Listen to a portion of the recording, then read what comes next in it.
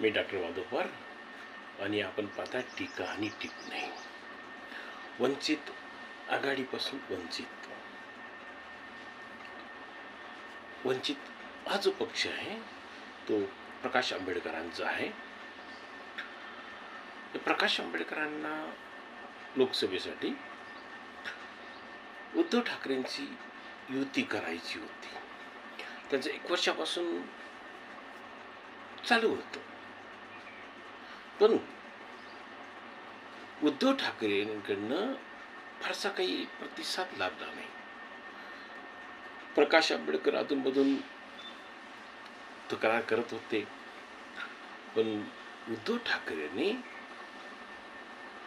काही फारसा प्रतिसाद दिला नाही. कदाचित त्याच्यामागे कारण असं असावं की प्रकाश आंबेडकरांच्या मागण्या थोड्या अधिक असल्या पाहिजे, जास्त असल्या पाहिजे, आणि म्हणून मग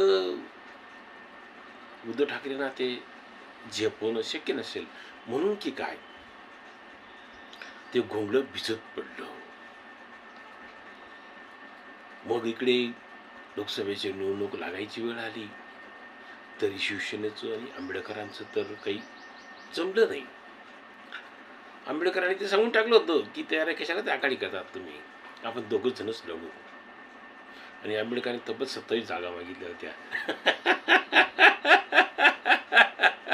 मग थोडं म्हणजे याच्यावर समजतं की त्यांचं का पिसकटलं असावं, कारण ही मागणी अति नाही, भयंकर अति होती.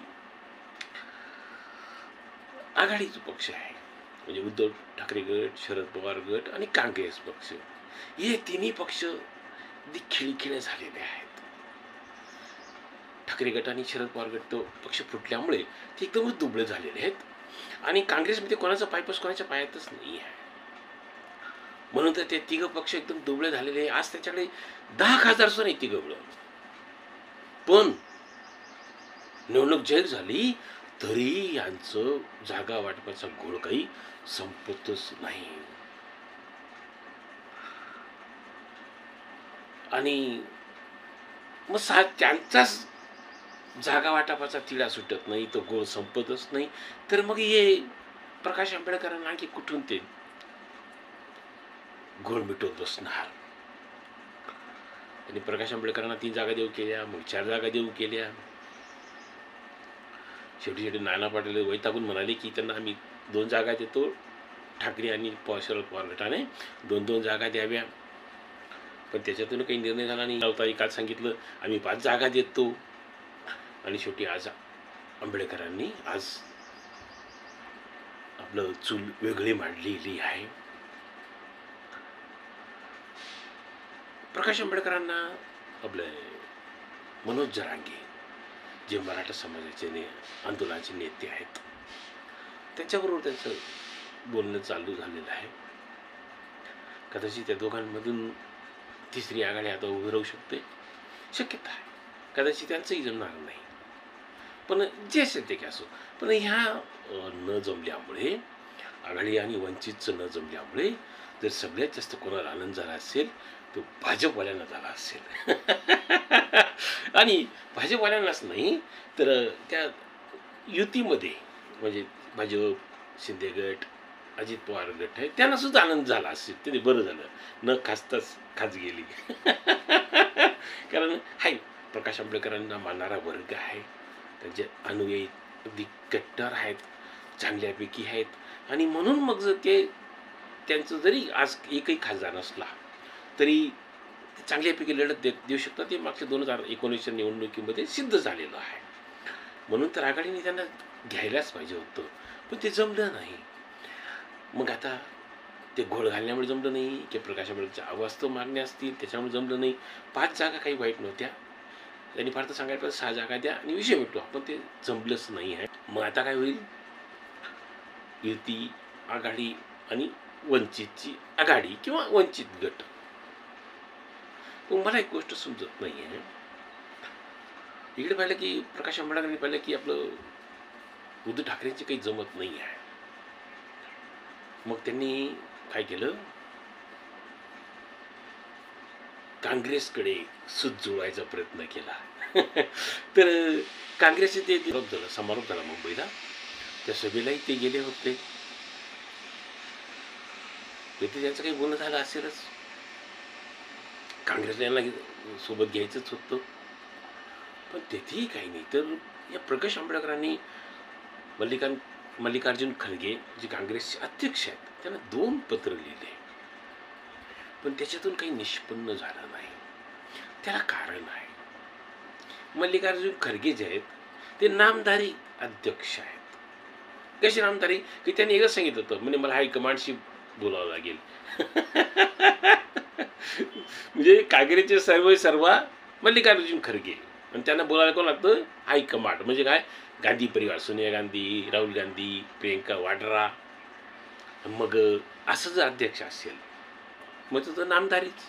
आपल्याकडे ज्याला सयाजीराव म्हणतात तर ते सयाजीराव आहे फक्त. मग ते काय निर्णय घेणार होते? आणि गांधी परिवार ते निर्णय घेतच नाही. त्याचा अजून ममता बॅनर्जी सगळ्या जागा 42 जागा जाहीर करून टाकल्या तरी त्यांना वाटतं माघारीपर्यंत काहीतरी आपलं जमेल बुवा. बरं, बिहारमध्ये नितीश गट बाहेर पडलेला आहे. त्याच्यामुळे बरं झालं की यांना आता वाढीव जागा मिळाल्या. पण तरी अजून तिथे बियांचं तिथं घोंगडं भिजतच पडलेलं आहे. तिथून जागेचा तीळ अजून सुटतच नाही आहे. मग जर असे हे निर्णय शून्य परिवार आहेत गांधी परिवार, काँग्रेस पक्ष निर्णय शून्य, मग त्यांचं आणि प्रकाश आंबेडकरांचं जमणार कसं? का ते निर्णयच घेत नाही. मग याचा निर्णय घेणार कधी आणि या जागा जाहीर होणार कधी? पण मला एका गोष्टीचं आश्चर्य वाटतं, म्हणजे यांचं काँग्रेसची आता आघाडीशी फाटलेलंच आहे तरी त्यांना प्रकाश आंबेडकर काही जागांवर पाठिंबा देणार आहे. का देणार आहेत माहिती नाही. बाबासाहेब आंबेडकरांना गांधी परिवाराने नाही, नेहरू परिवाराने भारतरत्न दिला नाही. नेहरूंनी स्वतःला घेतलं, इंदिरा गांधी स्वतःला घेतलं, काँग्रेसने राजीव गांधींना दिलं. पण बाबासाहेबांची आठवण त्यांना कधी आली नाही. त्या महामानवाला भारतरत्न दिला पाहिजे हेही त्याच्या कधी विचार आला नाही, मनात आलं नाही आहे. आणि बाबासाहेबांना लोकसभेत कसे येणार नाही यासाठी नेहरूंनी त्यांना निवडणुकीत पराभव केला आहे. आपण गोवामुक्ती झाली ना, तर ते काही हे लोक आपले लोक आंदोलन करत होते म्हणून गोवामुक्त केला का नेहरूंनी? नाही. बाबासाहेब आंबेडकरांना पराभूत करण्यासाठी गोवामुक्तीचा कार्यक्रम राबवला आणि परिणाम काय झाला की बाबासाहेबांचा निवडणुकीमध्ये पराभव झाला. पण प्रकाश आंबेडकर तरी ते जवळचे आहेत. हे दुर्दैवाची बाब आहे. हरकत नाही. प्रकाश आंबेडकरांनाही शुभेच्छा, आघाडीलाही शुभेच्छा आणि युतीलाही शुभेच्छा. धन्यवाद मित्रांनो. व्हिडिओ आवडला लाईक करा, शेअर करा आणि सबस्क्राईब करा विसरू नका. धन्यवाद.